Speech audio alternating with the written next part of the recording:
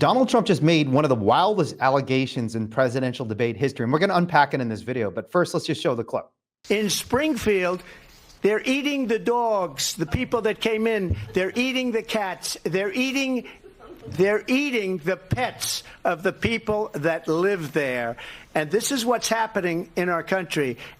They're eating the pets. And this claim has gone mega viral, this attack on immigrants that Donald Trump made at the presidential debate this week. Among other people, Donald Trump Jr.'s son shared this meme shortly after the debate: "Save our pets," with Donald Trump apparently with an assault rifle, riding an extremely large cat and defending a bunch of other cats. The House Judiciary Committee, this is not actually a fake image. This is actually the House Judiciary Committee that runs the judiciary, the court system of the United States of America, posted this tweet, this image of Donald Trump with a kitten and a duck, "Protect our ducks and kittens in Ohio." And among other people, Elon Musk, the richest man in America, in fact, the owner of X/Twitter and of Tesla, the CEO of Tesla, retweeted this image. And the entire country has been up in arms one way or the other about whether people are eating our pets in Springfield, Ohio. And I wanted to talk about this because I think that there's been so little deep analysis of this claim. And I mean that in two ways. One is no one's really unpacked where this all came from. How did it come to be the case that the president or former president of the United States is accusing immigrants and Democrats of eating our pets in a presidential debate? But second, to do a kind of a deeper understanding of where that statement and sentiment comes from, because I'm going to debunk Trump's claim in this video and show you where it all came from. And there's some weird, gory stuff that's happening, but it's not immigrants and certainly not Democrats that are eating our pets. But there was an instance of a woman killing and eating a cat that we're going to talk about in this video. But even though the specific kind of technical claim that Trump is making, that immigrants are eating our pets, is untrue, there is a deeper truth to the statement he's making, and we're going to explain in this video. Okay. All right. So let's start with, where did this all come from? So the city of Springfield is a city in Ohio that, like a lot of American cities, has gone through a lot of decline. And it's down to a population of, I think, 50,000 or so. But suddenly, over the last few years, there's been a huge population surge of Haitian immigrants. And the reason for this is Haiti has been through a series of natural and political disasters. There was an earthquake that was devastating in Haiti many years ago. And more recently, there's been enormous political upheaval, including an attempted assassination of the president of Haiti that's led a lot of people to seek and obtain refugee status. And thousands of Haitians have moved to cities like Springfield, Ohio. And as a result, some of the locals have been upset. I'm going to show you one clip of an allegation made by a local at a city commission hearing in August of 2024, just a couple weeks ago. You got a bunch of people on a bus getting dropped off at a gas station to come down here. I know a single mom that FaceTimed me tonight, FaceTimed me this morning at the welfare office that really need something. And it's nothing but immigrants over there.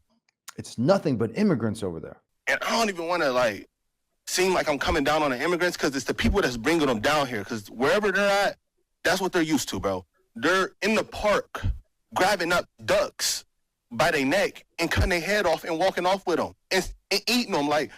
They're grabbing ducks, cutting their heads off, and even eating them.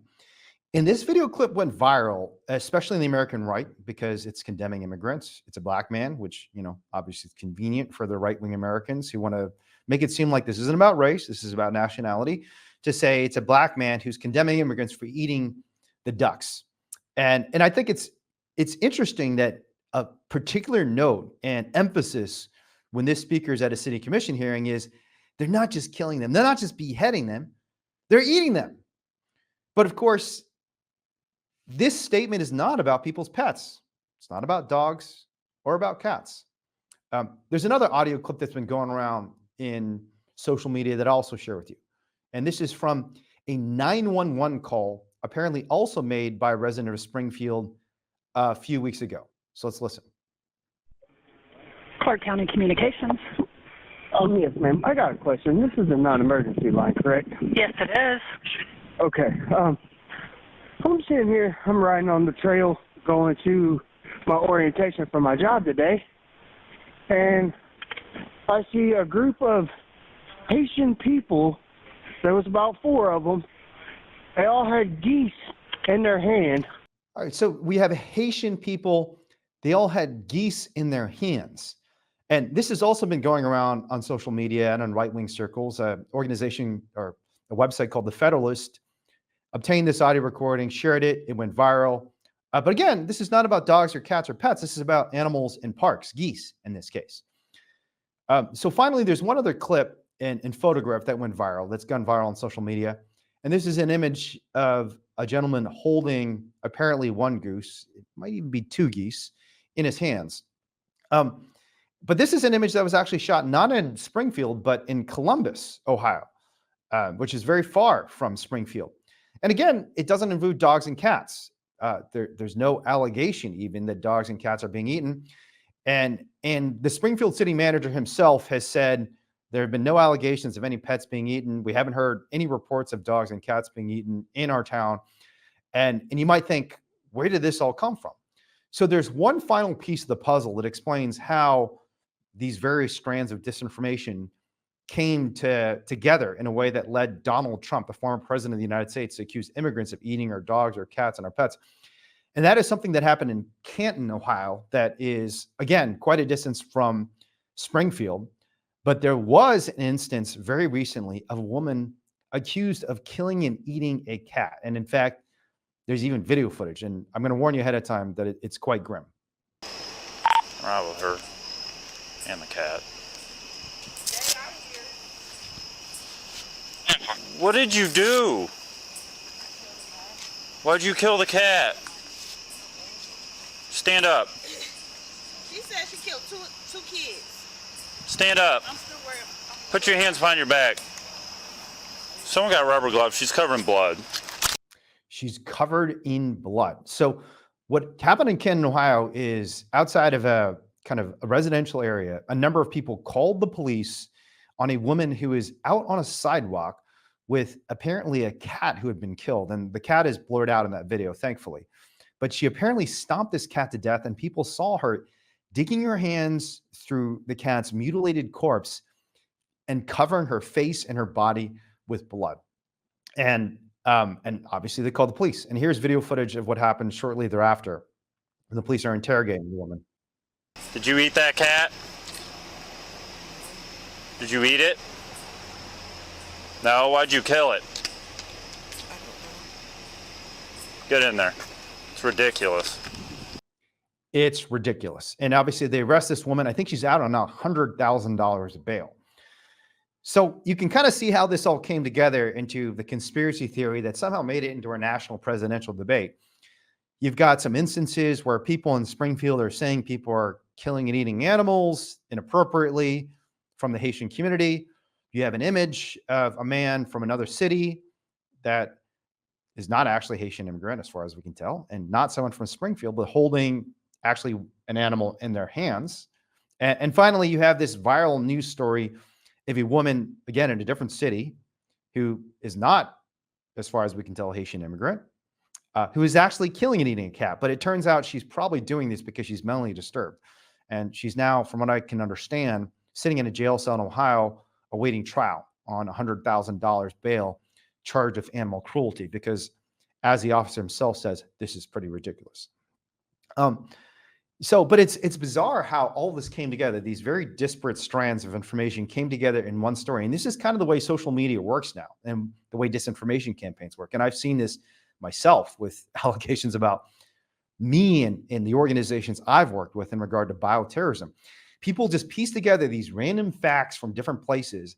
And because it fits their pre-existing narrative about who someone is, especially someone they hate, they put together these completely disparate facts and combine them in an insidious story that, comes together in a way similar to what Donald Trump said at the presidential debate. He takes a story about immigrants killing animals, about Springfield, Ohio, about Haitians, and separately another story about a woman eating a cat, and says they're eating our cats, they're eating our dogs, they're eating our pets. So you might say at this point, well, okay, the story's been debunked. This is kind of completely ridiculous. Let's move on to the next story. And this is where I'm going to stop you now, because while Trump was wrong in a technical sense, it is not the case that immigrants are eating people's dogs or cats, as far as we know. It's also not the case that uh, that that anyone from this particular community in Springfield, Ohio, has any evidence that even a duck or goose has been killed, because the only evidence we have of a goose being killed doesn't even come from Springfield. It comes from Columbus and does not apparently come from a Haitian immigrant. But the deeper truth is this: they are eating the pets. But by they, I don't mean immigrants, although immigrants are also eating pets. I mean you and I. I mean everyday Americans. People across this nation are eating the pets in a way that is ridiculous, that is disturbing, and that really should be stopped. Let me explain what I mean by that. The first thing is just look up the definition of pet, and you can just Google this right now. In fact, I'll just Google it. Definition of pet. And the first thing you'll find from the Oxford English Dictionary is a pet is a domestic or tamed animal kept for companionship or pleasure. And one interesting thing to note about this allegation that they're eating the pets is that it actually originally stems from not the killing of companion animals in people's homes, but the unnecessary killing for pleasure, at least alleged killing, of wild animals, ducks and geese in parks. In the reason that Trump's claim has a deeper truth to it is if you look at the definition of pet, a pet is just a domestic animal kept for pleasure. And whether we're talking about ducks in a local pond, whether we're talking about dogs and cats in our homes, or for that matter, pigs, cows, and chickens in factory farms, all of these animals are clearly domestic animals who are being kept for some form of pleasure, including gustatory pleasure, the pleasure of killing and eating them, the joy we get from putting them into our mouths and consuming their bodies. But it's not just that the literal dictionary definition of pet includes these non-human animals, because the distinction between a pet and another domesticated animal is there's some animals that we have to kill, that are necessary to kill for survival, for clothing, or what have you. A pet is by definition an animal that's being kept for pleasure. And we are keeping billions of animals for pleasure. And we're keeping them for pleasure by killing them, and we're taking joy in their slaughter and their consumption in the same way this woman, as mentally disturbed as she was in Canton, Ohio, killed and ate a cat in a way that was totally unnecessary. It apparently was just because she wanted to do it. But there's also a deeper biological truth to the notion that we are killing the pets. And that is that virtually all domesticated farm animals that exist on the planet Earth today are animals who are essentially our pets through selective breeding. So 10,000 years ago, when human beings first placed a yoke on initially wild wolves, but then eventually wild boars, cows, and chickens, what they did over successive generations of breeding was select out from these wild animals that are extremely dangerous, aggressive animals. A wild wolf is a dangerous animal. A wild boar, a wild cow, wild cows, steers in Africa kill a large number of human beings because they're dangerous and wild animals. But what we did 10,000 years ago when we placed a yoke around the neck of the first animal who became ultimately a domesticated farm animal was we picked out over successive generations characteristics that were pet-like, that were characteristics that led these animals to be effective companions, to be gentle, to be docile, to be childlike. And you can Google this concept. It's a concept called neotenization. What happens in neotenization, and neotenization can occur through some sort of biological pathology where, for whatever reason, living being does not grow into adulthood. It can also happen through evolution, because if you selectively breed wolves and pigs and cows and select out only the offspring that retain childlike characteristics in adulthood, neotenization can become the reality for an entire species. And that's exactly what happened to dogs. Dogs are these wolves with big floppy ears and clumsy paws who bumble around and just love everyone. They're like little wolf puppies. But the same is true of chickens. If you look at the Asian jungle fowl from which the modern broiler chicken evolved, Asian jungle fowl are badass animals that can fight and fly and survive in extremely difficult and challenging environmental circumstances. In contrast, you look at the modern Cornish cross, the typical breed that's used in American and global factory farming. These are big, clumsy chickens that can barely even walk, are massively overweight, have huge feet, and chirp and peep the way babies chirp and peep. This is why, colloquially, Cornish cross chickens are often called peepers, because they peep. They just spend all day chirping like a little baby. Same is true of domesticated farm pigs. If you look at the wild boars upon which farm pigs evolved, these are dangerous animals. You come across a wild boar in a forest, you'd best run away, because that animal could kill you. And in fact, that happened to Robert Baratheon in Game of Thrones. Remember, the king from this very famous fantasy series was killed not by a dragon, not by a tiger, not by some dangerous animal, not by a human being, but by a boar, because boars are dangerous animals. But the modern Yorkshire pig, the most common breed of pig used in factory farms, is a big, clumsy piglet. They grow to 600, 700 pounds, but they have cute, fluffy eyes, oversized faces and snouts, oversized feet. They don't walk and run very well. And most importantly, they're incredibly gentle. They make extraordinarily good companions because we bred all the aggression out of them. We made them docile. We made them our companions. So there's a deeper reality to the idea that they are eating the pets, because virtually all of the billions of farm animals killed across the nation and world are domestic animals who are bred and kept for companionship and pleasure. We took out of them, through selective breeding, all their aggressive characteristics, all their adult characteristics, so they'd become more effective and easy to manage companions.